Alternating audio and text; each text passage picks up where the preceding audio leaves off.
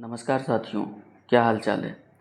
आज से हम बिहार एसएससी इंटर स्तरीय परीक्षा जो जिसकी वैकेंसी आई है उसकी तैयारी के लिए हम लोग जी जान लगा के पढ़ाई करेंगे।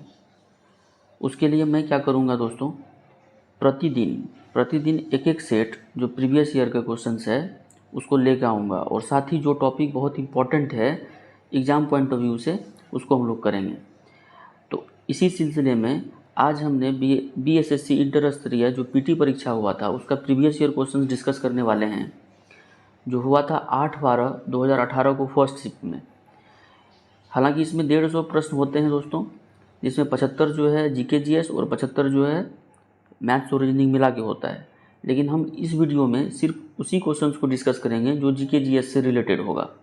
मैथ्स और रीजनिंग का एक सेपरेट वीडियो, क्योंकि उसमें कैलकुलेशन लगेगा और उसके लिए स्पेस चाहिए होगा, तो उसको एक अलग वीडियो में हम लोग डिस्कस करेंगे। ठीक है, हमारी तैयारी इसी तरीके से आज से लेकर के और एग्ज़ाम के दिन तक यूं ही चलती रहेगी। इसलिए सबसे ज़रूरी बात यह है दोस्तों कि आप अगर हमारे चैनल पे नए हैं तो आप इस चैनल को सब्सक्राइब कर दीजिए और किस टॉपिक पे आप वीडियो चाहते हैं उसको आप कमेंट बॉक्स में ज़रूर बताइए हमें। ठीक है, और वीडियो पसंद आता हो तो लाइक कर दीजिए। तो आज हम लोग चलते हैं। आज का पहला सवाल एकदम धकाधक तरीके से क्या करेंगे, तैयारी को फाड़ू बनाएंगे भाई साहब।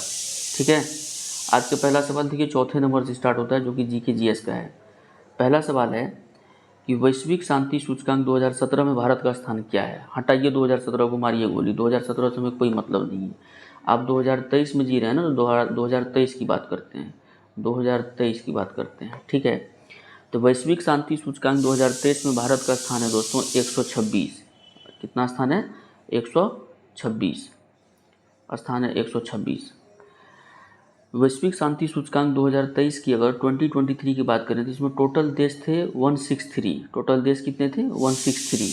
ठीक है, और 163 देशों में 126वां रैंक आया है भारत का। और पहला रैंक किसका है? तो आइसलैंड का। पहला रैंक कितना है? आइसलैंड का। आप दिमाग में ऐसे रख सकते हैं आइसलैंड, और ये लगातार आइसलैंड बहुत दिनों से, बहुत सालों से प्रथम स्थान ही पाया है।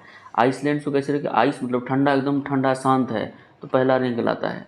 और अगर आपसे पूछे कि 163वें स्थान, सबसे अंतिम स्थान किसको प्राप्त हुआ है, तो वही अफ़गान जलेबी, अफ़गानिस्तान को 163वें स्थान मिला है। उसको शांति उनकी कोई मतलब नहीं है दोस्तों, है ना। आराम से अपना वो क्या करता है, बंदूक लहराते घूरता है। ठीक है, आगे बढ़ें। देखिए कहता है कि इन अ फ्री स्टेट के लेखक कौन है। इन अ फ्री स्टेट के लेखक कौन है? 5वें नंबर सवाल है हमारा, इन अ फ्री स्टेट के लेखक कौन है। इन अ फ्री स्टेट के लेखक कौन है? इसका सही उत्तर जो होगा दोस्तों वो होगा वीएस नायपाल। क्या होगा? वीएस नायपाल। अब आपको ये आ रहा होगा कि वीएस नायपाल, नाम से तो लग रहा है कि ये हिंदुस्तानी है, तो मैं आपको क्लियर कर दूं कि वीएस नायपाल एक बहुत बड़े लेखक हैं, लेकिन ये भारतीय मूल के हैं, हिंदुस्तानी नहीं है, है ना। इनकी नागरिकता जो है दोस्तों, वो नागरिकता कहाँ है? ब्रिटिश नागरिक है ये। इसकी नागरिकता जो है इंग्लैंड वाली है। ठीक है, वीएस नायपाल जो है, इनको मैन बुकर पुरस्कार भी मिल चुका है 1971 में। 1971 में वीएस नायपाल को मैन बुकर पुरस्कार भी मिल चुका है इसी किताब के लिए, इन अ फ्री स्टेट के लिए। और यही वीएस नायपाल को दोस्तों साहित्य के लिए नोबेल पुरस्कार भी मिल चुका है 2001 में। ठीक है, तो आप दिमाग में इसको रखिएगा। देखिए 9 नंबर सवाल देखिए क्या कहता है। 9 नंबर सवाल कहता है कि मानव शरीर का सामान्य तापमान, नॉर्मल टेम्परेचर कितना होता है। तो मानव शरीर का सामान्य तापमान दोस्तों, सामान्य तापमान जो होता है ये होता है आप 98.6 डिग्री फ़ारेनहाइट। देखिए इसको डिटेल में समझते हैं। सामान्य तापमान पूछा है तो 98.6 डिग्री फ़ारेनहाइट सामान्य तापमान होगा मानव शरीर का। ठीक है, लेकिन ये फ़ारेनहाइट में होगा। अगर आपसे पूछे कि सेंटीग्रेड में कितना होगा, तो ये है 36.9 degree centigrade. 36.9 degree centigrade, 36.9 degree centigrade सामान्य तापमान है। आप यही 36.9 डिग्री सेंटीग्रेड को कन्वर्ट करेंगे ना, तो 98.6 डिग्री फ़ारेनहाइट आ जाएगा। लेकिन आपको एक बात बताऊं, तापमान का जो एसआई यूनिट है ना दोस्तों, तापमान का जो एसआई यूनिट है ना, वो ना तो सेंटीग्रेड होता है ना ही फ़ारेनहाइट होता है, वो होता है केल्विन। क्या होता है? केल्विन, वो होता है केल्विन। और केल्विन को के से रिप्रेजेंट करते हैं, केल्विन को के से रिप्रेजेंट करते हैं। इसमें डिग्री उग्री का चक्कर नहीं रहता है। ठीक है, इसमें डिग्री उग्री का चक्कर नहीं रहता है। केल्विन को के से रिप्रेजेंट करते हैं। सामान्य तापमान 98.6 डिग्री फ़ारेनहाइट। अगर मान लीजिए आपको कह दिया, कोई ऐसा सवाल आ गया इसमें कन्वर्जन का बात हो, यानी आपको क्या करना है, कन्वर्ट करना है, तो आप एक ही फार्मूला याद रखिएगा, C/5 C/5 बराबर F-32/9। ये फार्मूला याद रखिएगा। इसमें अगर आपको सेंटीग्रेड में दिया है तो आप उसको फ़ारेनहाइट में कन्वर्ट कर सकते हैं, अगर फ़ारेनहाइट में दिया हुआ है तो सेंटीग्रेड में कन्वर्ट कर सकते हैं। ये जो चुगला नियन नाम है दोस्तों, सेंटीग्रेड और फ़ारेनहाइट, ये कुछ और नहीं, ये साइंटिस्ट का नाम है, इसी के नाम पे तापमान का मेजरमेंट रख दिया गया है। ठीक है, चलिए अगला सवाल है 10 नंबर सवाल, अंगोला की राजधानी क्या है? अंगोला की राजधानी क्या है? देखिए अंगोला की राजधानी लुआंडा है, ऑप्शन नंबर ए आपका करेक्ट होगा। आप अगर ध्यान दे रहे होंगे प्रीवियस ईयर पेपर पे बिहार एसएससी का, तो आपको ये चीज़ समझ में आ रहा होगा कि हर एक सेट में आपको राज्य और राजधानी, देश और उसके राजधानी और उसका मुद्रा पूछा जाता है। तो इसको हम एक अलग वीडियो से पूरा दुनिया का हम लोग जो इम्पोर्टेंट है उसको करेंगे, लेकिन यहाँ पे हमने सिर्फ अंगोला का राजधानी लुआंडा नहीं सीखेंगे, और भी आपको बताते हैं कि अंगोला का जो मुद्रा है ना उसको क्वांजा कहते हैं, क्वांजा। ठीक है, उसको बोलते हैं क्वांजा। ठीक है, उसको क्या बोलते हैं, क्वांजा। ठीक है, अच्छा ये जो आपको दिख रहा है ना लुसाका, ये जो लुसाका ऑप्शन नंबर डी दिख रहा है दोस्तों, ये जाम्बिया की राजधानी है। किसकी राजधानी है? जाम्बिया का। आप लिख लेंगे, बहुत इंपॉर्टेंट है, हर सेट में पूछा जाता है, हर बार पूछा जाता है, अब भी पूछा जाएगा। ये जो है जाम्बिया की राजधानी लुसाका है, जाम्बिया की राजधानी लुसाका है। और ये किन्शासा जो है ना, ये कोंगो की राजधानी है। ये किन्शासा जो है ये कोंगो की राजधानी किन्शासा है। ठीक है, और लाइबेरिया की राजधानी मोनरोविया है, लाइबेरिया की मोनरोविया। फिर से एक बार रिपीट करते हैं, देखिए फिर से एक बार रिपीट करते हैं इसको। अंगोला की राजधानी लुआंडा, कोंगो की राजधानी किन्शासा, ठीक है, जाम्बिया की राजधानी लुसाका, और लाइबेरिया की राजधानी मोनरोविया। क्लियर है? और लुआंडा की और अंगोला की जो मुद्रा है उसको बोलते हैं क्वांजा। आगे बढ़िए, कहता है वायु में प्रकाश का वेग सर्वाधिक होता है। देखिए वेग जो है मतलब स्पीड यानी वेलोसिटी जो होता है ना, वो वेवलेंथ का डायरेक्टली प्रोपोर्शनल होता है। क्लियर है? वेवलेंथ जो होता है यानी वेलोसिटी, वेवलेंथ का डायरेक्टली प्रोपोर्शनल कौन होता है? वेलोसिटी होता है, यानी वेग होता है। मतलब जिसका वेवलेंथ ज़्यादा, जिसका यानी तरंग दैर्घ्य जिसका ज़्यादा उसका वेग ज़्यादा। तो तरंग दैर्घ्य ज़्यादा किसका? तो कहोगे लाल रंग का तरंग दैर्घ्य ज़्यादा। इसलिए मोटरसाइकिल, कार, ये सब का इंडिकेटर लाल रंग का देता है कि दूर तक दिखाई देगा। तो लाल रंग, ऑप्शन नंबर ए आपका करेक्ट हो गया। एक बात और ध्यान रखिएगा, क्या ध्यान रखिएगा कि जिसका वेवलेंथ यानी तरंग दैर्घ्य ज़्यादा होगा ना दोस्तों, उसका विक्षेपण जो है यानी वर्ण विक्षेपण, डिस्पर्सन जिसको बोलते हैं, वो सबसे कम होगा। मतलब अगर मान लीजिए एक वाइट लाइट आप ऐसे दिए, सूर्य का प्रकाश ऐसे दिए, यहाँ मान लीजिए एगो प्रिज्म रख दिए हम, प्रिज्म मतलब त्रिकोणीय कोई ग्लास रख दिए, ये मान लीजिए पूरा एकदम सूर्य का लाइट है, तो आप देखते हैं ये 7 कलर में ऐसे बिखर जाता है ना। तो कितना ज़्यादा बिखरेगा, कौन जितना ज़्यादा बिखरेगा उसी को बोलते हैं विक्षेपण। उसको क्या बोलते हैं? विक्षेपण। 7 रंग में विबग्योर जानते होंगे, 7 रंग में बढ़ जाता है। ठीक है, तो सबसे कम जो विक्षेपित होता है वो है लाल रंग, और सबसे ज़्यादा जो विक्षेपित होता है मतलब सबसे नीचे जो आएगा वो बैगनी रंग आएगा, वायलेट आएगा। मतलब क्या है कि जिसका वेवलेंथ ज़्यादा उसका वेग तो ज़्यादा, लेकिन विक्षेपण उसका कम। इसका मतलब लाल रंग का विक्षेपण क्या होगा? कम होगा। और बैगनी रंग का विक्षेपण सबसे ज़्यादा होगा, क्योंकि बैगनी रंग सबसे नीचे आता है। क्लियर है दोस्तों? आगे बढ़ें, देखिए क्या कहता है, देखिए क्या कहता है। कहता है कि यदि किसी तार को खींच कर एकदम तान दिए, पकड़ के, और लंबाई को क्या कर दिए? दुगुना, लंबाई कर दिए दुगुना। ठीक है, तो प्रतिरोध, प्रारंभिक प्रतिरोध का कितना हो जाएगा? ठीक है, इसको भी समझते हैं। देखिए कह रहा है कि लंबाई को आप दुगुना कर दिए। मान लीजिए आपका ये तार है, मान लीजिए आपका ये इनिशियल तार है, मतलब प्रारंभिक तार आपका ये है। ठीक है, ये तार है, इसका कुछ L1 लेंथ होगा, और इसका जो एरिया भी होगा ना, इसका एरिया क्रॉस सेक्शन जिसको एरिया बोलते हैं, अनुदैर्ध्य एरिया, तो मान लेते हैं इसका एरिया A1 है। इसका एरिया क्या है? A1 है। अब आपने क्या किया, इस तार को पकड़ा मुंह से और दांत से पकड़ के साला को खींच दिया, यानी लेंथ कर दिया दोगुना। तो अब ये लेंथ हो गया दोगुना, अब ये लेंथ हो गया कितना? दोगुना। तो अब जहाँ L1 लेंथ था तो अब हो गया 2L1 लेंथ। लेंथ कितना हो गया? 2L1। अब एक बात बताइए, तार तो वही है, तार तो बदला नहीं। जो पदार्थ तार में, यहाँ मान लीजिए यहाँ कॉपर का तार है, तांबा का, तो वही तांबा का तार यहाँ भी है। उसी तार को लेंथ आप खींचे हैं, लंबाई को बढ़ाएं, तो एक बात बताइए, जब आप लंबाई को बढ़ाइएगा तो एरिया कम होगा कि ज़्यादा होगा? ऑब्वियस सी बात है, बिल्कुल एकदम बात है एकदम। कोई चिरकुट आदमी बता देगा कि एरिया कम होगा, तो एरिया हो जाएगा इसका A/2, यानी लेंथ को आप दुगुना करेंगे तो एरिया हो जाएगा आधा। लेंथ को अगर दुगुना करेंगे तो एरिया हो जाएगा आधा। वैसे देखते हैं ना, लंबा आदमी क्या होता है, सुटकल होता है, और जो मान लो चाकर है, एकदम ट्रैक्टर नियन है, छोटा आदमी है, वो क्या होता है, एकदम फैलल रहता है, उसका एरिया ज़्यादा होता है। तो लेंथ कम तो एरिया कम। लेंथ आप ज़्यादा कर देंगे, लेंथ कम तो एरिया ज़्यादा, अगर लेंथ ज़्यादा कर देंगे तो एरिया क्या हो जाएगा, घट जाएगा। तब पहले देखिए, पहले लेंथ L1 था तो एरिया A1 था, बाद में लेंथ को आप दुगुना कर दिए तो एरिया आधा हो गया। अब आप जानते हैं कि मटेरियल चेंज नहीं हो रहा है, मटेरियल चेंज नहीं हो रहा है, मतलब यहाँ पर अगर मान लीजिए कि तांबा का तार था तो यहाँ भी तांबा का तार है। जब तक मटेरियल चेंज नहीं होगा दोस्तों, तब तक ये दोनों का रेसिस्टिविटी चेंज नहीं होगा। रेसिस्टिविटी मतलब क्या हुआ कि आप जानते हैं कि रेसिस्टेंस यानी प्रतिरोध निकालने का फॉर्मूला आता है R रो L/A, रो L/A। रो जो है ना, ये रो RHO बोलते हैं रो, ठीक है, इसी बोलते हैं रेसिस्टिविटी।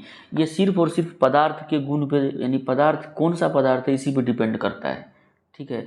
ई रो को, ई न्यूटन को कोई मतलब नहीं है कि आप लेंथ बढ़ा रहे हैं घटा रहे हैं, एरिया बढ़ा रहे हैं घटा रहे हैं, वॉल्यूम यानी आयतन बढ़ा रहे हैं घटा रहे हैं, कोई मतलब नहीं है। आप पदार्थ को परिवर्तन करेंगे तो ये रो बदल जाएगा, आप पदार्थ परिवर्तन नहीं करेंगे तो रो वही रहेगा। यहाँ तो पदार्थ परिवर्तन नहीं कर रहे हैं, मतलब रो क्या है, कांस्टेंट है, समान है, नियत है, तो रो को मारो गोली हटा दो। अब एक बात बताओ, जब हमारा याद करो, जो हमारा अगर हम R1 निकालेंगे तो लेंथ क्या होगा L1 और एरिया क्या होगा A1। शुरू में रो को हटा दी क्योंकि रो तो बदल नहीं रहा है। अब R2 अगर हम निकालना चाहें तो R2 क्या होगा, देखो लेंथ अब हम दुगुना कर दिए तो R2 हो जाएगा 2L1, ठीक है। और एरिया तो आधा हो रहा था ना, तो एरिया हो जाएगा A1/2, एरिया हो जाएगा A1/2। अब देखिए तो ये 2 ऊपर जाएगा, अब ये जब 2 ऊपर जाएगा तो ये R2 जो है, ये R2 क्या बन जाएगा, तो 2 दूना 4, तो ये हो जाएगा 4L1/A1, ठीक है। अब बताइए, तो ये L1/A1 को R1 लिख सकते हैं, तो हमारे पास क्या आया, ये तो R2 निकला, तो ये हम बोल सकते हैं कि R2 बराबर आ गया, R2 बराबर आ गया दोस्तों, R2 बराबर आ गया 4R1। इसका मतलब प्रारंभिक प्रतिरोध से 4 गुना प्रतिरोध हो जाएगा, जो आप दुगुना लंबाई कर दिए उसके बाद, है ना। तो ऑप्शन नंबर बी आपका करेक्ट आंसर हो जाएगा, ठीक है। और आप जानते हैं कि प्रतिरोध जो होता है उसका SI मात्रक ओम होता है, ठीक है, ओम होता है। ये मुखौटा नियन लिखल नहीं रहता दोस्तों, ओम, यही ओम है, ठीक है, OHM। ओम कुछ नहीं है, ये भी वैज्ञानिक का नाम है, सब अपने अपने नाम चिपकाया है दोस्तों, ठीक है। तो ओम जो है वैज्ञानिक नाम है, वो ओम्स लॉ पढ़े भी होंगे। और R=V/I भी पढ़े होंगे, R=, यानी पोटेंशियल विभवांतर बट धारा, ठीक है, V/I। इसका जो SI यूनिट होता है क्या होता है, एम्पेयर होता है, इसका वोल्ट होता है, इसका ओम होता है। अगर आपसे कोई पूछे कि भाई एक बात बताओ, अगर हम किसी तार का, अगर मान लीजिए कोई तार है, ठीक है, इसका हम क्या करें, तापमान बढ़ाते जाएं, खूब हीट करें, इसको पूरा हीट दें, यानी टेम्परेचर बढ़ाते जाएं, तो क्या विभवांतर पे, सॉरी, क्या प्रतिरोध पे कोई फर्क पड़ेगा? तो आप कहोगे हाँ भाई पड़ेगा। कैसे पड़ेगा? तो कहोगे तापमान जैसे जैसे बढ़ाएंगे ना, तो रेसिस्टेंस यानी ये प्रतिरोध है ना, ये भी बढ़ेगा। कहोगे का हवा में बात कर रहे हो भाई, इसका कोई लॉजिक है? तो हाँ लॉजिक है। आप जानते हैं ये हीट जो होता है ना, हीट यानी H बराबर जो होता है, हीट प्रोड्यूस्ड जो होता है, हीट कितना उत्पन्न हुआ, H इक्वल टू होता है I² R×T, R×T। H equal to क्या होता है, H इक्वल टू क्या होता है, I² R/T, ठीक है। आप हीट किए I² RT, आप हीट किए तो टेम्परेचर जैसे जैसे बढ़ाएंगे ना, तो यानी इसका रेसिस्टेंस यानी प्रतिरोध जो है ना वो बढ़ता जाएगा, प्रतिरोध क्या हो जाएगा, बढ़ता जाएगा। ये सामान्य धातु की गुण धर्म है, प्रॉपर्टी है, ठीक है। तो प्रतिरोध किस पे मतलब डिपेंड करता है। ये देखिए प्रतिरोध किससे किससे प्रभावित होता है। तो सबसे पहले तो लेंथ से प्रभावित होगा, हाँ भाई, लंबाई बढ़ाओगे घटाओगे तो प्रतिरोध में इधर उधर होगा। दूसरा ये एरिया पर भी फर्क पड़ता है, एरिया पर भी फर्क पड़ता है, यानी तार की एरिया जो है अनुप्रस्थ क्षेत्रफल जो है उस पर पड़ता है। अब पदार्थ की प्रॉपर्टी यानी रो पे भी डिपेंड करता है। मान लीजिए कि कोई सोना का वायर खींचता है, उसका प्रतिरोध अलग है, कोई चांदी का है तो उसका प्रतिरोध अलग है, और कोई तांबा का है तो उसका प्रतिरोध अलग है। ये तीनों पे तो करता ही करता है, और साथ ही साथ तापमान पे भी डिपेंड करता है। क्लियर है, इतना समझें। आगे बढ़ते हैं। कह रहा है हल्दी के पौधे का खाने लायक हिस्सा कौन सा है। हल्दी का पौधा आप खाते हैं दोस्तों? नहीं खाते हैं, हल्दी खाते हैं हम लोग, ठीक है। तो ये क्वेश्चन दिया हल्दी के पौधे, मतलब कुछ और लिख दो। हल्दी के पौधे का खाने लायक हिस्सा क्या है? तो हिस्सा जो है तना है। क्या है? आप तना खाते हैं। क्या खाते हैं? तना खाते हैं, यानी स्टेम खाते हैं। यहाँ देखिए ऑप्शन क्या दिया, तना लिख ले नहीं है, तो तना का ही नाम है दोस्तों प्रकंद। तना का ही क्या नाम है? ऑप्शन है प्रकंद, ठीक है। तना का ही नाम क्या है? प्रकंद। कोई दिक्कत नहीं। तो कौन कौन तना का भाग खाते हैं जरा देखिए तो। हल्दी को तना में खाते हैं, अदरकवा को तना खाते हैं, केसर का तना खाते हैं, और आलू जो है ना, जिसको आलू बोलते हैं, आलू उसको उसका भी तना खाते हैं। अब प्याज जो है ना उसका भी तना खाते हैं, लहसुन उसका भी खाता है, यानी प्याज, लहसुन, आलू, अदरक, हल्दी सब का तना खाते हैं। कोई दिक्कत नहीं। कहोगे जड़ों खाते हैं, तो हाँ भाई जड़ भी खाते हैं, जैसे गाजर हो गया, शलजम हो गया, ठीक है, मूली हो गया, गाजर, शलजम, मूली, ये सब का जड़ खाते हैं, तो याद रखिएगा, ठीक है। आगे बढ़ते हैं। 14 नंबर क्वेश्चन देखिए क्या कहता है। देखिए सवाल आया 14 नंबर क्वेश्चन की फाइकोलॉजी में किसका अध्ययन किया जाता है। देखिए इसको भी निपटा देते हैं। फाइकोलॉजी, एक बात बताइए, अब कहानी आप याद रखिए। क्या कहानी रखिए? आपको क्या करना है ना, आपको क्या करना है, एक कहानी रखना है कि किसी को आपको पीटना है, ठीक है, किसी को मारना है। सपोज कर लिए किसी को मारना है, कोई बदतमीजी करा आपके साथ, आपको मारना है। तो मारोगे तो क्या करोगे? फेंक के मारना सबसे अच्छा रहता है बिहारी आदमी के लिए, ठीक है। नहीं बोलते हैं उठा के फेंक के मार देंगे। अब ये सोचो कि आप फेंक के मार रहे हो, लेकिन उसको वाल पे जाके टकराओ। वाल मतलब दीवार, वाल मतलब दीवार। तो फेंक के मारेंगे, दीवार पे जाकर लग जाओगे, यानी वाल पे लगोगे। फेंक के मारेंगे, वाल पे लगोगे, यानी फाइको, फेंक के मारेंगे और वाल पे लगोगे, वाल से वाल। ऑप्शन नंबर ए आपका करेक्ट आंसर हो गया। यानी फाइकोलॉजी में किसका अध्ययन किया जाता है? तो शैवाल का। अब यहाँ कन्फ्यूजन होता है क्या, दो सवाल में कन्फ्यूजन, एक फाइकोलॉजी, एक होता है दोस्तों माइकोलॉजी, एक होता है माइकोलॉजी, ठीक है। ये फाइकोलॉजी और माइकोलॉजी में कंफ्यूजन। फाइकोलॉजी क्लियर हो गया, फेंक कर मारेंगे वाल पर जाएगा, शैवाल हो गया। अब माइकोलॉजी है कवक। माइकोलॉजी क्या बोलते हैं? कवक। कवक का अध्ययन को बोलते हैं माइकोलॉजी, ठीक है। और एक बात याद रखिएगा, एक होता है पेडोलॉजी। पेडागोगी नहीं कहिएगा, पेडागोगी तो मतलब पठन पाठन का अध्ययन पेडागोगी कहता है। एक होता है पेडोलॉजी। पेडोलॉजी मतलब मिट्टी का जो अध्ययन होता है ना, उसको कहते हैं पेडोलॉजी। क्या बोलते हैं उसको? उसको तो पेडोलॉजी। अब जानते हैं आपके घर में एक चीज़ तो पक्का होगा, छिपकली। आपके घर में क्या होगा? छिपकली होगा। आप देखते होंगे छिपकली को जब वो ससर ससर के चलता है, दीवार पे चढ़ जाएगा, ससरियाते रहेगा एकदम, ठीक है, एकदम सरसराते रहेगा।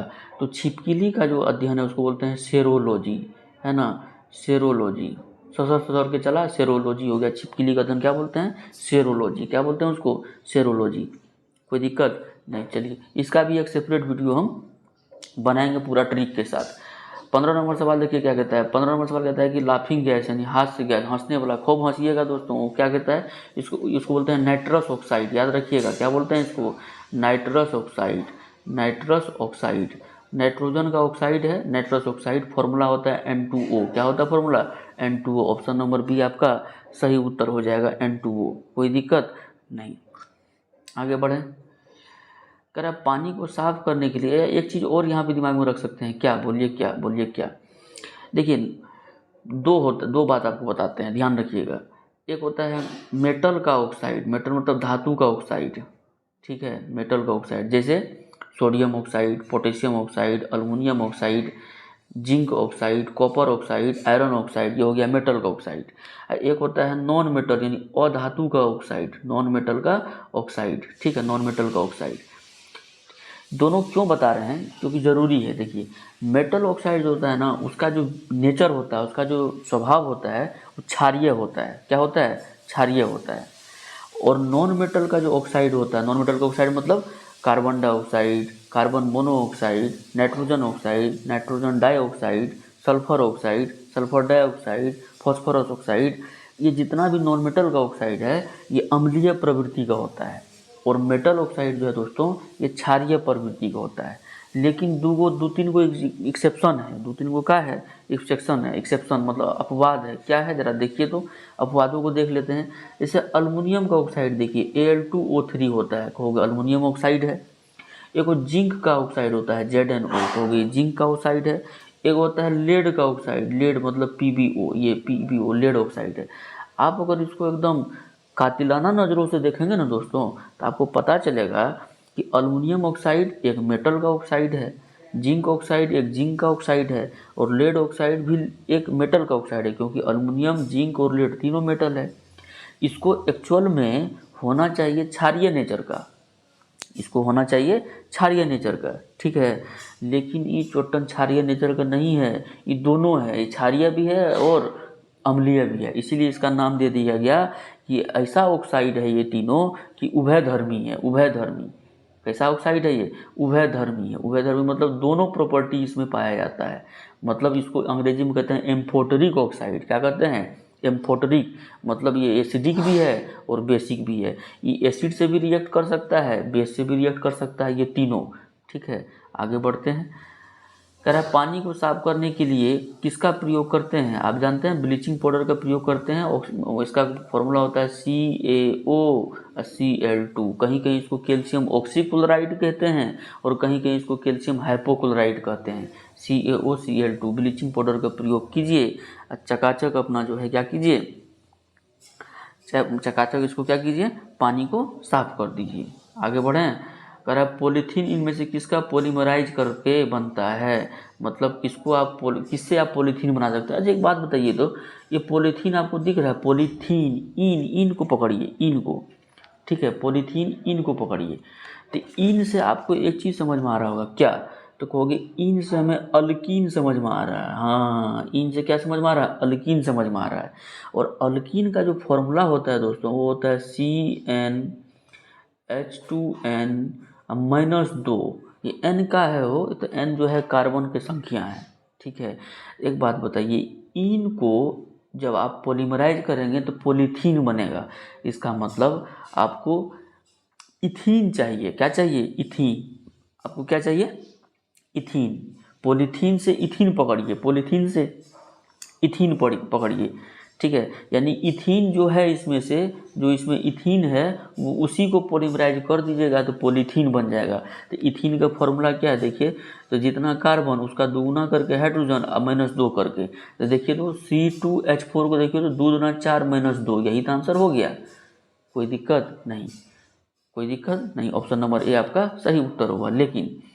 लेकिन आपसे अगर कोई पूछे कि भाई एक बात बताइए कि रबड़ जो है ना, रबड़ खूब पूछता है ये सवाल, रबड़ जो है किसका बहुलक है? तो कहोगे आप आइसोप्रीन का है। किसका है? आइसोप्रीन का है। आइसोप्रीन का बहुलक है, आइसोप्रीन का बहुलक है रबड़, ठीक है। एगो और नाम सुने होंगे, आपका घर में पाइप वाइप रहता है, PVC। इसका नाम याद रखिएगा, पॉलीविनाइल क्लोराइड। पॉलीविनाइल क्लोराइड यानी विनाइल क्लोराइड का बहुलक कौन है? PVC पाइप है, ठीक है। जो इलेक्ट्रिसिटी यानी बिजली के तार में घुसाते हैं ना पाइपुआ में, वो PVC पाइप है, ठीक है। आगे बढ़ते हैं। कह रहा है शिक्षा का अधिकार अधिनियम 2009 की लागू की गई, ठीक है। शिक्षा का अधिकार का अधिनियम 2009 की लागू की गई। कब का लागू की गई? तो 2010 में लागू की गई। शिक्षा का अधिकार का अधिनियम है 2009। देखिए शिक्षा का अधिकार का जो अधिनियम है वो है 2009, लेकिन लागू कब हुआ? तो अप्रैल 2010 में। कोई दिक्कत नहीं। आप जानते हैं कि सर्व शिक्षा अभियान अटल बिहारी वाजपेयी के समय में चला था। स्कूल चले हम, याद होगा दोस्तों, स्कूल चले हम, वही है 2000 ईस्वी से 2001 के बीच में चलाया गया था। स्कूल चले हम सर्व शिक्षा अभियान, ठीक है। स्कूल चले हम सर्व शिक्षा अभियान। आगे बढ़ते हैं। देखिए कहता है कि क्लोरोफिल में कौन सा तत्व पाया जाता है? क्लोरोफिल में मैग्नीशियम पाया जाता है दोस्तों। क्या पाया जाता है? मैग्नीशियम पाया जाता है। क्लोरोफिल में क्या पाया जाता है? मैग्नीशियम। देखिए क्लोरोफिल का जो सेंटर है ना, क्लोरोफिल का सेंटर जो है ना, यानी केंद्र जो है ना, उसमें मैग्नीशियम पाया जाता है। याद रखिएगा, ये भी क्वेश्चन जरूर इंपॉर्टेंट है, BPSC में भी पूछा है। देखिए क्वेश्चन कितना खतरनाक है, ठीक है, आसान क्वेश्चन है, सिर्फ रिपीट करना है आपको, जितने बार आप देखेंगे चीज़ों को उतना समझ में आपको आएगा। क्लोरोफिल के सेंटर में, केंद्र में मैग्नीशियम तत्व पाया जाता है। मैग्नीशियम एक धातु है दोस्तों, जिसका परमाणु क्रमांक 12 है और परमाणु भार 24 है। ठीक है, आगे बढ़ते हैं। इसका वैलेंसी आपसे पूछे तो वैलेंसी इसका 2 है। आगे देखिए, अब आपको बताते हैं कि क्लोरोफिल का काम क्या है। देखिए, क्लोरोफिल का काम जो है ना, ये हरा पेड़ पौधा जितना देखते हैं ना तो हम चमकता धमकता हरियाली, वो खाना वाना बनाने में मदद करता है, उसको क्लोरोफिल मदद करता है खाना पकाने में। अब हरा पौधा जो खाना बनाता है उसका एक प्रोसेस है, और पूरा प्रोसेस का एक अलगे नाम है। जैसे हम लोग खाना बनाते हैं तो साला कोई नाम नहीं है, क्योंकि हमारा खाना सिर्फ हम अपने लिए बनाते हैं। लेकिन भाई साहब, जो हरा पेड़ पौधा है दोस्तों, वो अपने लिए खाना तो बनाता ही है, अपना वृद्धि तो जीवन भर करते रहता है, लेकिन अपने साथ साथ वो हम लोगों के लिए भी खाना बनाता है, और बहुत अच्छा चीज़ हमें एक रिलीज करके देता है, उसका नाम है ऑक्सीजन। इसीलिए उसके लिए एक प्रोसेस है, और वो प्रोसेस का नाम क्या है? प्रकाश संश्लेषण, फोटोसिंथेसिस। ये फोटोसिंथेसिस होता क्या है वो? तो हमारे लिए जो सबसे खतरनाक गैस है, क्या गैस है वातावरण में? Carbon dioxide. ये हरा पेड़ पौधा इसको चूस लेता है, अब वो अपना तना से, तना मिट्टी के अंदर में है, अब तना से, ठीक है, ओस्मोसिस द्वारा, ओस्मोसिस एक प्रोसेस है, उससे पानी खींच लेता है, पानी खींच लिया H2O। अब इसको चाहिए एगो क्लोरोफिल चाहिए, ऊपर में क्लोरोफिल चाहिए ही, और सूर्य का रोशनी तो भाई साहब प्रेजेंट होना ही चाहिए। यानी क्लोरोफिल और सूर्य की रोशनी की मौजूदगी में कार्बन डाइऑक्साइड और पानी से ये क्या बना लेता है? ग्लूकोज बनाता है, जिसका फॉर्मूला है C6H12O6। याद रखिए, ग्लूकोज यानी कार्बोहाइड्रेट बनाता है। ठीक है, और ऑक्सीजन गैस रिलीज करता है, ऑक्सीजन गैस, और यही ऑक्सीजन गैस हम लोग सांस में लेते हैं। ठीक है, कोई दिक्कत नहीं। आगे बढ़ते हैं। देखिए, कहता है भारत के किस गवर्नर जनरल ने व्यपगत का सिद्धांत की नीति को प्रस्तुत किया था? देखिए, इसको बोलते हैं डॉक्ट्राइन ऑफ लेप्स। इसको क्या बोलते हैं? इसको बोलते हैं डॉक्ट्राइन ऑफ लेप्स। व्यपगत का सिद्धांत डलहौजी साहब ने 1848 में ये सिद्धांत दिया था। ये व्यपगत का सिद्धांत है क्या? ये व्यपगत के सिद्धांत के अनुसार, मान लीजिए कोई राजा है, क्योंकि हमारे देश में अलग अलग राज्य में अलग अलग राजा अलग अलग क्षेत्र में रहते थे। मान लीजिए कोई राजा है, और वो राजा को कोई बेटा बेटी कोई नहीं है, तो अब राजा के पास तो संपत्ति का भरमार होता था दोस्तों। अब उसका खानदान में कोई आगे वंश बढ़ाने वाला है ये नहीं है, तो राजा लोग क्या करता था कि कोई बेटा को या कोई लड़का या कोई लड़की को गोद ले लेता था। क्या लेता था? गोद। अब गोद लेने से क्या होता था कि अब जो ये राजा की संपत्ति है उस पर अधिकार किसका हो गया? जिसको गोद लिया। तो डलहौजिया ने क्या किया? व्यपगत के सिद्धांत के हिसाब से ये गोद लेने की प्रथा को ख़त्म कर दिया, और जिस राजा को बाल बच्चा नहीं था उसका राज्य को हड़प लेता था। ठीक है, उसका राज्य को क्या करता था? हड़प लेता था। ये कब लागू किया डलहौजी? तो 1848 में। अगर आपसे कोई पूछे कि एक बात बताओ भाई, 1848 में जब व्यपगत का सिद्धांत लॉर्ड डलहौजी ने चालू किया, तो उस समय सबसे पहला कौन सा क्षेत्र था, कौन सा भूभाग था जिसको व्यपगत के सिद्धांत के अनुसार हड़प नीति का पहला शिकार बनाया गया? तो कहोगे सतारा राज्य, महाराष्ट्र में है दोस्तों सतारा राज्य। सतारा राज्य जो था, इसको क्या किया? सतारा राज्य को हड़प लिया 1848 में। यानी हड़प नीति का पहला शिकार कौन बना? सतारा। आप जानते हैं रानी लक्ष्मीबाई, उन पे भी अटैक किया था डलहौजिया ने, यही डलहौजिया। ठीक है, आगे बढ़ते हैं। कहते हैं कि भारतीय प्रतिभूति और विनिमय बाजार का मुख्यालय कहाँ है? देखिए कहाँ है भारतीय, आप जानते हैं कहाँ है इसका? ऑप्शन नंबर डी, मुंबई में हो जाएगा। प्रतिभूति और विनिमय बाजार का मुख्यालय मुंबई में स्थित है दोस्तों। इसी को हम लोग सेबी बोलते हैं। इसको क्या बोलते हैं? सेबी। याद रखिएगा, इसको क्या बोलते हैं? सेबी। ठीक है, small industrial bank of industry है ना, सेबी इसको बोलते हैं। ठीक है, एक्सचेंज बोर्ड ऑफ इंडिया है। ठीक है, एक्सचेंज बोर्ड ऑफ इंडिया है। ठीक है, सेबी, इसका स्थापना अगर आपसे पूछे ना, इसका स्थापना हुआ था 1988 में। इसका स्थापना हुआ था 1988 में। अगर आपसे पूछे कि सेबी की वर्तमान अध्यक्ष कौन है, तो माधवीपुरी बुच है, माधवीपुरी बुच है। ठीक है, आगे बढ़िए। कह रहा बिहार में जल मंदिर कहाँ स्थित है दोस्तों? फिर बीपीएससी का सवाल है, ये देखिए, बिहार का जल मंदिर कहाँ अवस्थित है? बीपीएससी का सवाल पूछा है इंटर स्तरीय में, इसीलिए प्रीवियस ईयर सवाल बहुत जरूरी है। ऑप्शन नंबर डी आपका पावापुरी आपका करेक्ट आंसर हो जाएगा। अच्छा कहेगा ये जल मंदिर किसका है, तो कहोगे जल मंदिर में जल भगवान है का, नहीं भाई, जल मंदिर जो है ना जैन मंदिर है, जैन जैन जैन धर्म है ना, जैन धर्म उनका मंदिर है जल मंदिर, ठीक है, जल मंदिर है। अब महावीर स्वामी से संबंधित है पावापुरी, आप जानते हैं महावीर स्वामी का निर्माण जो है पावापुरी में हुआ था, कोई दिक्कत नहीं। आगे बढ़ें, चलिए आगे बढ़ते हैं। कहता है किस राज्य में जेमू ग्लेशियर अवस्थित है, अच्छा जी जेमू ग्लेशियर है, तो जेमू ग्लेशियर दोस्तों सिक्किम में है ना, उत्तर पूर्वी भारत का एक राज्य है सिक्किम। जेमू ग्लेशियर कंचनजंगा पर्वत श्रेणी के मतलब कंचनजंगा जो पर्वत श्रेणी में है ना वहीं पे है जेमू ग्लेशियर, और ये कहाँ पे है, सिक्किम में है, कहाँ पे है, सिक्किम में है, ठीक है।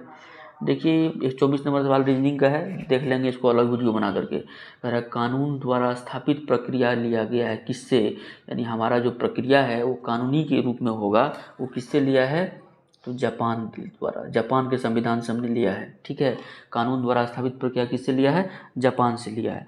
अच्छा एक बात बताइए, आपसे अगर कभी पूछे कि भारत में कानून का शासन होगा, भारत में कानून का शासन होगा, ये कहाँ से लिया गया है, तो उसका उत्तर कहिएगा ब्रिटिश संविधान से लिया गया है। तो क्या ब्रिटिश में कोई लिखित संविधान है दोस्तों, नहीं है, कोई लिखित संविधान नहीं है। अगर लिखित संविधान आपसे पूछे कि पहला लिखित संविधान दुनिया में कौन बनाया, तो कहोगे आपके अमेरिका बनाया। अगर आपसे पूछे कि दुनिया का सबसे बड़ा लिखित संविधान किसके पास है, तो वो हमारे देश के पास है, ठीक है। बहरहाल कानून द्वारा स्थापित प्रक्रिया किससे लिया गया है, जापान से लिया गया, आप जानते हैं, ठीक है। जीने का अधिकार जो है वो भी किससे लिया गया है, जापान से लिया गया है। जीने का अधिकार अनुच्छेद 21 में है, ये कहाँ से लिया गया है, कहाँ से लिया गया है, जापान से लिया गया है, कोई दिक्कत नहीं, ठीक है। एक बात बताइए, एक सवाल बड़ा इंपॉर्टेंट हो जाता है यहाँ आपको, संविधान संशोधन की प्रक्रिया किससे लिया गया है, जो कि 368 में है, आर्टिकल 368 में दक्षिण अफ्रीका के संविधान से लिया गया है।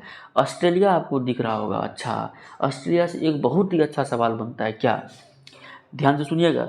अगर आपसे कोई कहे, अगर आपसे सवाल पूछा जाए कि प्रस्तावना कहाँ से लिया गया है, तो कहोगे आप अमेरिका से लिया गया है प्रस्तावना, जो जवाहरलाल नेहरू ने 11 दिसंबर 1946 को पेश किया था, कहोगे हाँ भाई साहब लिया गया अमेरिका से। लेकिन अगर आपसे सवाल ये पूछ दे कि भाई साहब ये प्रस्तावना का जो भाषा है ये किसके संविधान से लिया गया है, तो ऑस्ट्रेलिया हो जाएगा, कोई दिक्कत नहीं। फिर से सुनिए मैंने क्या कहा, कि अगर पूछे आपसे कि प्रस्तावना कहाँ से लिया गया है, तो आप कहोगे प्रस्तावना अमेरिका से लिया गया है हमारे संविधान में, लेकिन प्रस्तावना की भाषा किससे ली गई है, तो ऑस्ट्रेलिया के संविधान से ली गई है। संविधान संशोधन की प्रक्रिया कहाँ से ली गई है, दक्षिण अफ्रीका से। प्राण और दैहिक स्वतंत्रता का अधिकार कहाँ से लिया गया है, जापान से, ठीक है। कानून द्वारा स्थापित प्रक्रिया कहाँ से, जापान से। हमारे देश में कानून का राज होगा, यानी संघीय संरचनात्मक होगा, संघीय संरचना होगा, वो ब्रिटिश संविधान से लिया गया है, क्लियर है। चलिए 26 नंबर सवाल देखते हैं, 26 नंबर सवाल रीजनिंग है ना। अब देखिए 28 नंबर सवाल पाइए, 28 नंबर सवाल पाइए, कहता है कि भारतीय वन्यजीव संस्थान कहाँ अवस्थित है, आप जानते हैं देहरादून में अवस्थित है, ऑप्शन नंबर ए आपका करेक्ट आंसर होगा। अब देखिए कहता है कि किसे भविष्य का ईंधन कहा जाता है, तो हाइड्रोजन, आप जानते हैं ना हाइड्रोजन, नितिन गडकरी इस पर कितना ज़्यादा फोकस कर रहे हैं, ऑप्शन नंबर सी हो जाएगा हाइड्रोजन। इसका खोज किसने किया था दोस्तों, ये भी पूछता है, हेनरी कैवेंडिश ने किया था, किसने किया था, हेनरी कैवेंडिश ने किया था, ठीक है। आगे देखिए कह रहा है, यहाँ देखिए 31 नंबर सवाल कर सकते हैं, 31 नंबर सवाल कर सकते हैं। अगर जिस प्रकार इक्थियोनोलॉजी संबंधित है मछली से अध्ययन से, उसी तरह से जेरोंटोलॉजी, जेरोंटोलॉजी जानते हैं, जो बूढ़ा बूढ़ा हो जाता है ना, बुजुर्ग के बारे में पढ़ने की जो प्रोसेस है, यानी बुजुर्ग अवस्था का जो अध्ययन होता है उसको जेरोंटोलॉजी कहते हैं। यहाँ से 2 सवाल आपका बना, 2 सवाल क्या देखिए तो जरा, देखिए इक्थियोलॉजी संबंधित, इक्थियो यानी एक ठो मछली लो, एक ठो मछली लो, इक्थियोलॉजी मछली हो गया, जेरोंटोलॉजी है ना, आप जीरो हो गए हैं एकदम, बूढ़े आदमी क्या हो जाता है, जीरो हो जाता है, सठिया जाता है भैया, तो जेरोंटोलॉजी कितना हो जाएगा, वृद्धावस्था के अध्ययन को क्या कहते हैं, जेरोंटोलॉजी कहते हैं, कोई दिक्कत नहीं। अब 33 नंबर सवाल देखिए क्या कहता है, कह रहा है कि कौन सा द्वीप प्रवाल भित्ति से निर्मित है, अच्छा भैया सबसे पहले एक बात बता देते हैं आपको कि प्रवाल भित्ति जो है ना ये ऑस्ट्रेलिया में बहुत पाया जाता है, बहुत लंबे मतलब बहुत दूरी तक ये पाया जाता है, ठीक है। अब यहाँ पूछ रहा है कौन सा द्वीप जो है प्रवाल भित्ति से बना हुआ है, तो बरमूडा का द्वीप, ऑप्शन नंबर ए आपका करेक्ट आंसर हो जाएगा। बरमूडा ट्रायंगल के बारे में आप खूब जानते होंगे, ठीक है। सवाल भी पूछता है कि बरमूडा द्वीप जो है वो कहाँ है, तो अटलांटिक महासागर के उत्तर पश्चिमी भाग में, अटलांटिक महासागर जो है ना, अटलांटिक अटलांटिक महासागर के उत्तर पश्चिमी भाग में, यानी उत्तर ये उत्तर और ये पश्चिम, यानी इधर अटलांटिक महासागर अगर ये है तो इधर जो है ये बरमूडा ट्रायंगल पाया जाता है। और बरमूडा द्वीप जो है प्रवाल द्वीप से बना हुआ है, कोई दिक्कत नहीं। आगे बढ़िए।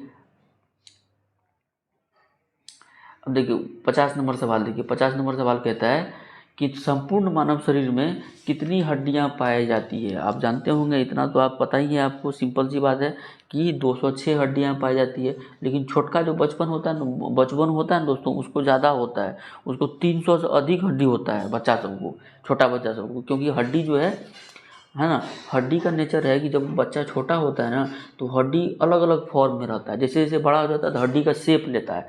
देखे होंगे कि छोटकन बचपन सबका माथा जो होगा ना एकदम उबड़ल खाबड़ल होगा, एकदम ऐसे उबड़ल खाबड़ल होगा। तो तकिया बना के देता है, मम्मी लोग देती है, दादी मम्मी किसकी, सरसों का, राय का, ठीक है, ताकि वो शेप में आ जाए। इसका मतलब हड्डी क्या होता है, शेप में आ जाता है। तो बचपन सबको, छोटका बचपन सबको 300 से ऊपर हड्डी होता है। लेकिन जैसे ही आप थोड़ा एडल्ट हो जाएंगे, है ना, युवा अवस्था में चले जाएंगे, थोड़ा मेच्योर हो जाएंगे, तो आपका हड्डी फिक्स हो जाएगा। और कितना, 206। क्लियर है। आगे देखिए 54 नंबर सवाल, देखिए क्या कहता है। 54 नंबर सवाल है दोस्तों, कहता है कि इंडिया ऑफ माई ड्रीम्स पुस्तक, बहुत इंपॉर्टेंट सवाल है, महात्मा गांधी द्वारा ये लिखा गया पुस्तक है India of my dreams.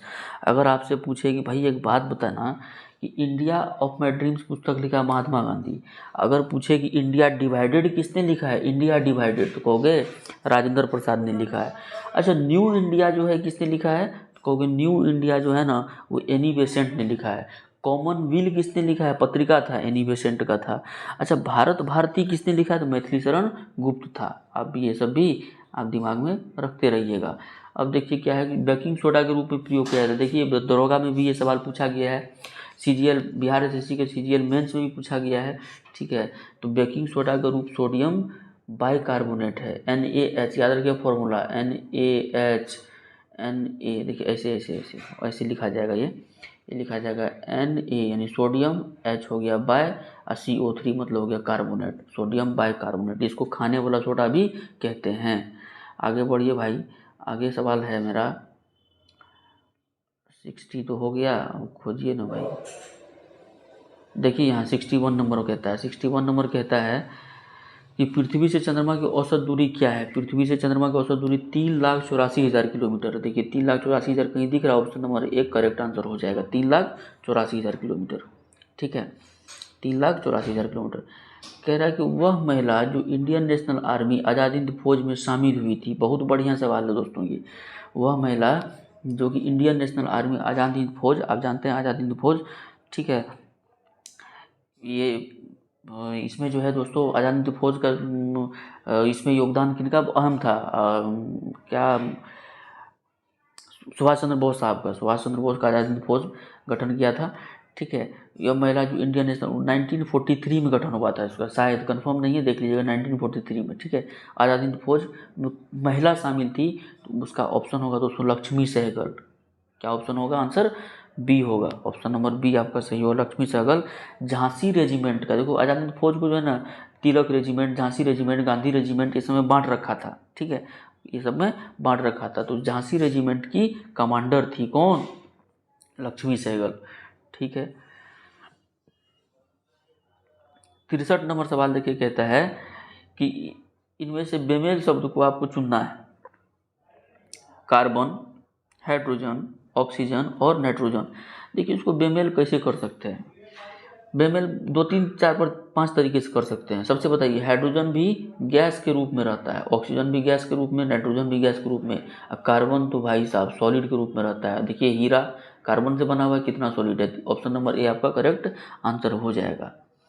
Correct, कौन सी पंचवर्षीय योजना हेराल्ड डोमर मॉडल पर आधारित है भाई साहब, है ना। प्रथम पंचवर्षीय योजना जो है वो हेराल्ड डोमर मॉडल से, हेराल्ड डोमर मॉडल पर आधारित है। आप जानते हैं 1951 से लेकर के 5 साल जोड़ दीजिए 1956 तक प्रथम पंचवर्षीय योजना चला था, प्रथम पंचवर्षीय योजना चला था, ठीक है। आगे बढ़ते हैं, कह रहे राष्ट्रीय प्रतिरक्षा विज्ञान संस्थान यानी नेशनल इम्यूनिटी साइंस इंस्टीट्यूट कहाँ अवस्थित है? इम्यूनिटी बढ़ाने वाला है दोस्तों, ठीक है। प्रतिरक्षा, तो प्रतिरक्षा के लिए क्या होना पड़ेगा? हमें दिल्ली जाना पड़ेगा, एम्स वहीं पे ना है बढ़िया वाला एम्स। तो प्रतिरक्षा के लिए हमें क्या करना पड़ेगा? बढ़िया एम्स वहीं पे है, नई दिल्ली जाएंगे भाई साहब। ऑप्शन नंबर सी आपका करेक्ट आंसर होगा। अब देखिए फालतू का है, 2017 का क्वेश्चन कोई ज़रूरी नहीं है। 67 नंबर देखिए क्या है कि वायुमंडल में कार्बन डाइऑक्साइड की प्रतिशत कितना है? कार्बन डाइऑक्साइड की प्रतिशत दोस्तों कितना है ये देखिए, वायुमंडल में 0.03%, ऑप्शन नंबर डी। इसको नहीं मार दीजिएगा, 0.03%, ठीक है, 0.003%। यही जो दिख रहा है ना ऑप्शन नंबर ए, इसमें आर्गन है, आर्गन आर्गन आर्गन। आर्गन एक इनर्ट गैस है दोस्तों, आर्गन क्या है? एक इनर्ट गैस है, ठीक है। आर्गन एक क्या है? इनर्ट गैस है। वायुमंडल में 67 के सी होगा दोस्तों, एक मिनट एक मिनट एक मिनट, ये 0.03, ऑप्शन नंबर सी। खुद ही कंफ्यूज हम कर गए, देख रहे हैं कितना कंफ्यूजिंग है। 0.03% कार्बन डाइऑक्साइड होगा किसमें? वायुमंडल में, ठीक। 78% नाइट्रोजन होता है, 21% ऑक्सीजन होता है, आप जानते हैं। ये दोनों नहीं मारिएगा, याद कर लीजिए। और ऊपर वाला आर्गन तो होगा ही। देखिए वनस्पति घी के निर्माण में क्या प्रयोग किया जाता है? हाइड्रोजनेशन बोलते हैं, हाइड्रोजनीकरण इसको बोलते हैं। ऑप्शन नंबर डी आपका करेक्ट आंसर होगा, ठीक है। वनस्पति घी बनाना है तो आपको हाइड्रोजन का प्रयोग करना पड़ेगा, ठीक है। 71 नंबर क्वेश्चन देखिए, कहाँ टेक्निकल आदमी हैं भाई साहब। देखिए क्या कहता है, कह रहा है मानव शरीर में गुणसूत्र के कितने जोड़े पाए जाते हैं? तो जोड़ा पूछा है ना बुआ, तो जोड़ा पूछा है दोस्तों, तो इसमें टोटल तो 46 हो जाएगा, लेकिन जोड़ा पूछा है तो 23 इसका आंसर हो जाएगा। कोई दिक्कत? 23 इसका आंसर हो जाएगा, जोड़ा अगर पूछा है तो। अगर ऐसे पूछा कितना संख्या है तो आपको क्या कहोगे? 46 पूछोगे। अगर आपसे पूछे कि भाई एक बात बताओ कि सबसे, ऑप्शन दे देता है, ये क्वेश्चन पूछ चुका है कि किन किन में गुणसूत्र की संख्या सबसे ज़्यादा पाया जाता है। ऑप्शन रहता है गाय, बकरी, भैंस, कबूतर सब। तो कबूतर का आंसर ना बहुत होता है, उसमें 80 को क्रोमोजोम पाया जाता है। कितना क्रोमोजोम पाया जाता है? गुणसूत्र 80 को पाया जाता है, ठीक है। मच्छर में 6 को पाया जाता है, तो 80 वाला कबूतर का याद रखिएगा, ठीक। अब अगला क्वेश्चन देखिए क्या कहता है। अगला क्वेश्चन है 74 नंबर, 74 नंबर क्वेश्चन है, 74 नंबर क्वेश्चन है। देखिए 74 नंबर क्वेश्चन है, कह रहा है इंद्रावती बाघ रिजर्व कहाँ पे है? तो इंद्रावती नदी है वो दोस्तों। देखिए कितना, एक ही सवाल से 2 4 5 को बन जाएगा। इंद्रावती नदी है, ठीक है। इंद्रावती नदी कहाँ है? तो छत्तीसगढ़ में है। कहाँ पे? छत्तीसगढ़ में। वहीं पे बाघ रिजर्व है, तो आंसर वो क्या हो जाएगा? छत्तीसगढ़ में हो जाएगा इंद्रावती। आप जानते हैं भैया कि चिल्का जो है, चिल्का झील कहाँ है? यानी चिल्का बाघ रिजर्व भी कहाँ है? तो कहोगे आप चिल्का झील कहाँ है? तो उड़ीसा में है, ठीक है। कहाँ है? उड़ीसा में है। कोई दिक्कत? अब देखिए पंचमढ़ी अगर पूछ देखिए, मध्य प्रदेश में तुरंत याद आता है कि पंचमढ़ी अभ्यारण्य कहाँ है? तो कहोगे मध्य प्रदेश में। पंचमढ़ी कहाँ पे है? मध्य प्रदेश में है। कोई दिक्कत नहीं। पंचमढ़ी कहाँ पे है? मध्य प्रदेश में, याद रखिएगा। अगर पूछे नागरहोल राष्ट्रीय उद्यान कहाँ है? तो नागरहोल कर्नाटक। अरे होल कर्ण, नागरहोल, होल कर कर कर्ण होल, तो नागरहोल कर्नाटक में, याद रखिएगा, ठीक है। आगे देखिए, कहता है द इनहेरिटेंस ऑफ लॉस नामक पुस्तक के लेखक कौन है? देख रहे हैं कितना पुस्तक पूछ रहा है। इनहेरिटेंस ऑफ लॉस नामक पुस्तक का लेखक है Kiran Desai. Kiran Desai, inheritance of loss. Kiran loss हो गया, किरण को बहुत लॉस लग गया। Inheritance of inheritance of loss पुस्तक। अच्छा, ये झुम्पा लहरी आपको दिख रही हो दोस्तों, झुम्पा लहरी का बड़ा ही फेमस किताब है द नेम सेक। झुम्पा लहरी क्या है? The name sec, the name सेक, ठीक है, द नेम सेक। कोई दिक्कत? अरुंधति राय का द गॉड, अरुंधति राय का आप याद रखिएगा द गॉड होता है, the god of small things. Arundhati Roy का the god of small things. आगे बढ़िए, कहते हैं राष्ट्रीय हरित न्यायाधिकरण की स्थापना कब की गई थी? तो 2010 में की गई थी दोस्तों। राष्ट्रीय हरित न्यायाधिकरण की स्थापना कब की गई? तो 2010 में की गई। ऑप्शन नंबर बी आपका करेक्ट आंसर होगा। कह रहा है भारत में कोयले का सबसे बड़ा उत्पादक राज्य कौन है? कोयले का सबसे बड़ा उत्पादक राज्य कौन है दोस्तों? तो उत्पादक राज्य है झारखंड। ऑप्शन नंबर सी आपका करेक्ट आंसर होगा। कह रहा है कि सोल्जर, देखिए सोल्जर जो है ना, जो टाका उका लगाते हैं, वेल्डिंग वुल्डिंग करते हैं, ये पीबी प्लस एसएन से बनता है, लेड और टीन से। लेड और यानी शीशा और टीन से। ऑप्शन नंबर ए आपका करेक्ट आंसर हो जाएगा। ऑप्शन नंबर ए आपका क्या हो जाएगा? करेक्ट आंसर हो जाएगा, ठीक है। आगे देखिए, आगे देखिए कितना नंबर सवाल है।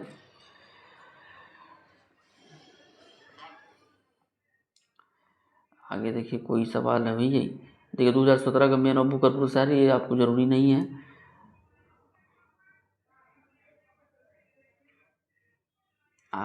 आगे हमारा ये देखिए 84 नंबर सवाल क्या है। 84 नंबर सवाल है, देखिए 84 नंबर सवाल कहता है कि मटर का मार्स रोग किसकी कमी से होता है। अच्छा भाई, तो मटर का मार्स रोग दोस्तों मैग्नीज की कमी, वही मैग्नीज से आप मैग्नीशियम ना देखिए, मैग्नीज का साइन होता है Mn, मैग्नीज का Mn होता है, ठीक है। मटर का मार्स रोग जो है वो मैग्नीज की कमी से होता है, ठीक है। अगर आपसे पूछे कि तांबा, देखो तांबा की कमी से नींबू में एगो रोग होता है, रोग का नाम है डायबेक। क्या नाम है? डायबेक। और ये जस्ता आप जानते होंगे, धान में जस्ता की कमी से क्या होता है? खैरा रोग होता है, ठीक है, खैरा रोग होता है। आगे बढ़िए, कह रहा है एकीकृत ऊर्जा विकास कार्यक्रम का मुख्य उद्देश्य क्या है। एकीकृत ऊर्जा विकास का मुख्य कारण क्या है दोस्तों? कि दूरस्थ क्षेत्र में जो है ना, दूर दराज के क्षेत्रों में ऊर्जा का सुनिश्चित करना। ऑप्शन नंबर डी आपका करेक्ट आंसर हो जाएगा। तारपीन का तेल निकाला जाता है किससे? तारपीन का तेल निकाला जाता है दोस्तों चीड़ से, ठीक है। ऑप्शन नंबर बी आपका करेक्ट आंसर हो जाएगा। कोई दिक्कत यहाँ तक नहीं। अब 92 नंबर सवाल देखिए, ये भी नहीं है। दूध एक उदाहरण है। 93 नंबर सवाल देखिए, दूध एक उदाहरण है। दूध एक उदाहरण है, किसका उदाहरण है दोस्तों? दूध एक पायस का उदाहरण है। कोलाइडल, इसको अंग्रेजी में बोलते हैं कोलाइडल, ठीक है। दूध एक पायस का उदाहरण है ना। दूध में क्या होता है? दूध जो है, दूध में कैसा कोलाइडल है? तो दूध द्रव में द्रव का परिक्षेपण है। दूध जो है द्रव में द्रव का परिक्षेपण है, ठीक है। आगे बढ़िए भाई, अगला सवाल है हमारा कि रोलेट एक्ट के संबंध में किसने कहा था कि इस एक्ट में अपील, वकील और दलील की व्यवस्था, अपील वकील और दलील की व्यवस्था का अंत कर दिया गया। रोलेट एक्ट के संबंध में किसने कहा था कि इस एक्ट में अपील, वकील और दलील की अवस्था का अंत कर दिया गया? तो भाई साहब इसका आंसर है Motilal Nehru. Option number B correct answer. आप जानते हैं रोलेट एक्ट जो है ये जलियांवाला बाग हत्याकांड, इसके 1919 में रोलेट एक्ट को लागू किया था। इसमें आप ना तो अपील कर सकते हैं कोर्ट में, ना आप वकील रख सकते हैं, ना अपना दलील को पेश कर सकते हैं। अंधा कानून था भाई साहब ये कुछ भी, ठीक है। देखिए सिकंदर लोदी, आप जानते हैं सिकंदर लोदी आगरा शहर का स्थापना किया था 1336 में आगरा, ठीक है, याद रखिएगा ये भी। अब सवाल पे आते हैं, सिकंदर लोदी ने बिहार का अभियान किस वर्ष शुरू किया था? तो सिकंदर लोदी ने बिहार का अभियान दोस्तों किया 1504 में। कब क्या था? 1504 में। इंपॉर्टेंट सवाल है। लोदी वंश से संबंधित है सिकंदर लोदी दोस्तों, ठीक है। अगर पूछे कि लोदी वंश का अंतिम शासक कौन था, तो इब्राहिम लोदी था, जो कि 1526 में पीटा गया। 1526 में पीटा गया किसके हाथों? बाबर के हाथों। और 1526 में इब्राहिम लोदी एक पहला शासक था पूरे मध्यकालीन भारत में जो युद्ध स्थल पे ही मारा गया, ठीक है। देखिए 1857 की क्रांति में पटना में विद्रोह का नेतृत्व किसने किया था? हाँ, पटना में क्या था? पीर अली भाई साहब। किसने? पीर अली। आप देखेंगे तो पटना में गांधी मैदान के पास एक चिल्ड्रन पार्क है, वहाँ लिखा हुआ है पीर अली पार्क, ठीक है। आप जानते हैं ये मेरठ से संबंधित थे, कुंवर सिंह जमशेदपुर बक्सर से थे, ठीक है। देखिए वेनेजुएला में घास के मैदान को क्या कहा जाता है? वेनेजुएला में घास के मैदान को क्या कहा जाता है दोस्तों? इसको बोलते हैं लानोस। इसको क्या बोलते हैं? लानोस बोलते हैं, ठीक है। वेल्ड आप जानते हैं दक्षिण अफ्रीका का है, वेल्ड है ना। वेल्ड किसका है? दक्षिण अफ्रीका का है। डाउन्स आप जानते हैं ऑस्ट्रेलिया का है। डाउन्स किसका है? ऑस्ट्रेलिया का है। प्रेरीज आप जानते हैं अमेरिका का है। प्रेरीज जो है अमेरिका का है, ठीक है। और ये सवाना अफ्रीका का है। सवाना किसका है? अफ्रीका का है। तो ये सब आप याद रखिएगा। Akhil Bharatiya trade union federation की स्थापना कब हुई थी? तो इसका स्थापना 1929 में हुआ था। कब हुआ था? NM जोशी द्वारा, याद रखिएगा, NM जोशी, जोश में आकर के भाई साहब ट्रेड फेडरेशन का स्थापना कर दिए भाई। ये कब? 1929 में, ठीक है। NM जोशी द्वारा क्या किया था? भारतीय ट्रेड यूनियन को फेडरेशन की स्थापना किया गया था। कहते हैं रज़्मनामा किसकी फारसी अनुवाद है? भाई साहब रज़्मनामा जो है महाभारत का फारसी अनुवाद है, ठीक है। रज़्मनामा किसका है? बदायूनी ने किया था रज़्मनामा। महाभारत का फारसी अनुवाद रज़्मनामा के नाम से बदायूनी ने किया था। ऑप्शन नंबर सी आपका करेक्ट आंसर हो जाएगा। देखिए क्या सवाल है, कहता है CAG परीक्षक का कार्यकाल होता है कितने वर्षों का कार्यकाल होता है? तो 6 वर्षों का होता है CAG का, ठीक है। आर्टिकल नंबर 148 में CAG के बारे में उल्लेख है। कह रहा धूपगढ़ किस पर्वत क्षेत्र की सर्वोच्च चोटी है? इसको धूपगढ़ी भी कहा दिखा जाता है, कभी धूपगढ़ भी। सतपुड़ा रेंज आप जानते हैं मध्य प्रदेश छत्तीसगढ़ के पास सतपुड़ा रेंज है, सतपुड़ा, ठीक है। अरावली और सतपुड़ा के बीच में क्या है? सतपुड़ा विंध्य, देखिए अरावली सतपुड़ा, और देखिए ऐसे समझिए अरावली विंध्य और सतपुड़ा, अरावली विंध्य और सतपुड़ा। तो विंध्य और सतपुड़ा के बीच में क्या नर्मदा और ताप्ती नदी बहती है, जो कि अरब सागर में जाके गिर जाती है भैया। ठीक है, यहाँ तक कोई दिक्कत नहीं। अब 144वें नंबर सवाल देखिए क्या कहता है। हाँ, कह रहा है बोकारो स्टील लिमिटेड जो है वो किसकी सहायता से बनाया गया था। बोकारो स्टील तो आप जानते हैं रूस के द्वारा, यानी तब के समय का यूएसएसआर यानी सोवियत संघ।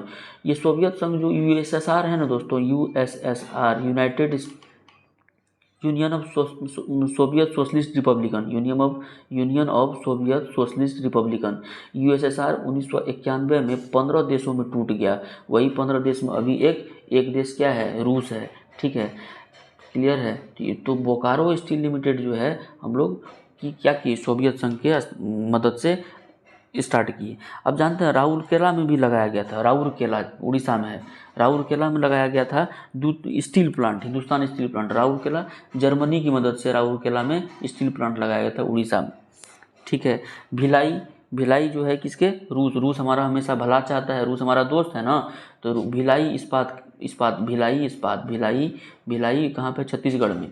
तो भिलाई इस्पात जो है, भिलाई इस्पात कारखाना, भिलाई मतलब भलाई, तो हमारा कौन सा देश भला चाहता है, तो रूस दोस्त है। तो भिलाई जो है रूस की मदद से किया गया। अब कहता है दादा भाई नौरोजी ने ब्रिटिश सरकार के द्वारा भारत से धन के निष्कासन की नीति की व्याख्यान कर किस पुस्तक में, तो 1893 ईस्वी में एक पुस्तक लिखे थे दादा भाई नौरोजी, उसका नाम था poverty and un British rule in India, poverty and un British rule in India. इसमें उन्होंने धन का निष्कासन का सिद्धांत दिया था। अब देखिए क्या है कि अस्पृश्यता के अंत यानी अनटचेबिलिटी का किस भारतीय अनुच्छेद नंबर, संविधान में अनुच्छेद नंबर 17 जो है ये अस्पृश्यता का अंत के बारे में प्रावधान दिया गया। महात्मा गांधी अनुच्छेद 17 को संविधान का आत्मा कहा है। ठीक है, और भीमराव अंबेडकर अनुच्छेद नंबर 32 को, ठीक है, अनुच्छेद नंबर 32 को आत्मा कहा है। आगे बढ़े, कह रहा है कि शाहनामा की रचना किसने की थी। आप जानते हैं शाहनामा किसने की थी भाई साहब, फिरदौसी ने। शाहनामा किसने की थी, फिरदौसी ने की थी। अकबरनामा कौन किया था, अबुल फजल ने अकबरनामा किया था। आयने अकबरी किसने किया था, अबुल फजल ने किया था। अच्छा, किताब उल हिंद किसने किया था, अलबरूनी, किताब उल हिंद अलबरूनी। अब देखिए नील आंदोलन कहाँ चला गया था। नील आंदोलन दोस्तों बंगाल और बिहार के क्षेत्र में चलाया गया था। लेकिन अगर बंगाल भी ऑप्शन हो और बिहार भी ऑप्शन हो तो आंसर मारिएगा बंगाल, क्योंकि स्टार्ट यहीं से हुआ था, कोई दिक्कत नहीं। अब देखिए कह रहा है कि उत्तर कोरिया, वही पगला वाला उत्तर कोरिया, किम जोंग वाला, और दक्षिण कोरिया के बीच में जो है वो कौन सा रेखा है, तो कहोगे आप 38वें डिग्री। देखो 38 का आंकड़ा है उत्तर कोरिया और दक्षिण कोरिया में। बात सही है दोस्तों, ठीक है। उत्तर कोरिया और दक्षिण कोरिया में 38 का आंकड़ा है, 38 डिग्री से 38वीं समांतर रेखा द्वारा दोनों के बीच में सीमा रेखा बना है। ठीक है, कोई दिक्कत। अगर पूछे 49वीं तो कहोगे यूएसए कनाडा, 49वीं यूएसए कनाडा 49वीं क्या है, वो यूएसए कनाडा। अगर आपसे कोई कहे कि ऑप्शन नंबर डी जो दिख रहा है आपको, ये 17वीं जो है किसके बीच में है, तो कहोगे उत्तर वियतनाम और दक्षिण वियतनाम। रेड क्लिप तो आप जान ही रहे हैं, भारत और पाकिस्तान। अब देखिए किस वर्ष में सुभाष चंद्र बोस ने भारतीय राष्ट्रीय सेना का, ठीक है, भारतीय राष्ट्रीय सेना का नेतृत्व किया था। किस वर्ष में सुभाष चंद्र बोस ने भारतीय राष्ट्रीय सेना का, आप जानते हैं आज़ाद हिंद फौज का 1942-43 में बना था। तो भारतीय राष्ट्रीय सेना का नेतृत्व जापान से स्टार्ट करके हमारे सुभाष चंद्र बोस साहब ने किया था 1943 में। कब किया था, 1943 में। ठीक है, 1943 में सुभाष चंद्र बोस ने भारतीय राष्ट्रीय सेना का नेतृत्व किया था। ठीक है, कोई दिक्कत नहीं। अच्छा, आपसे अगर ये पूछ दे कि ये जो सुभाष चंद्र बोस थे, ये सुभाष चंद्र बोस का जन्म कहाँ हुआ, तो उड़ीसा के कटक में हुआ था। लेकिन एक बात आप बताइए, सुभाष चंद्र बोस क्या आज़ाद हिंद फौज का स्थापना करा था, नहीं। अगर आपसे पूछे देखिए कि आज़ाद हिंद फौज का विचार सर्वप्रथम किसके मन में आया था, तो कैप्टन मोहन सिंह के मन में आया था। स्थापना किसने किया था, रास बिहारी बोस ने किया था। और सुभाष चंद्र बोस जो थे ये 1943 में ही आज़ाद हिंद फौज का एक सुपर कमांडर के रूप में इन्हें नियुक्त किया गया। एक सुपर कमांडर थे 1943 में, और तभी इन्होंने भारतीय राष्ट्रीय सेना का नेतृत्व भी किया था। और सुभाष चंद्र बोस ने ही आज़ाद हिंद फौज में रेजिमेंट वाला सिस्टम, जो गांधी रेजिमेंट है, जो कि लक्ष्मीबाई रेजिमेंट है, ये रेजिमेंट इन्होंने बनाया था। क्लियर है। ये था हमारा बिहार एसएससी का previous year 150 total GK GS maths और रीजनिंग का एक अलग वीडियो आएगा। आशा करते हैं आपको वीडियो पसंद आ रहा होगा। आप चैनल को सब्सक्राइब जरूर कीजिए दोस्तों, ज़रूर से ज़रूर कीजिए। हम आपको ये गारंटी देते हैं कि आपकी तैयारी को एक अच्छे लेवल पे जाएंगे और सिलेक्शन तक आपके साथ हम रहेंगे। क्लियर है दोस्तों, सिलेक्शन तक हम आपके साथ हैं। इसीलिए आप चैनल को सब्सक्राइब कीजिए, लाइक कीजिए, कमेंट कीजिए, ठीक है, और शेयर कीजिए जहां मन जिसको करना है, ठीक है। अंत तक वीडियो देखने के लिए आप सभी का तहे दिल से बहुत बहुत धन्यवाद।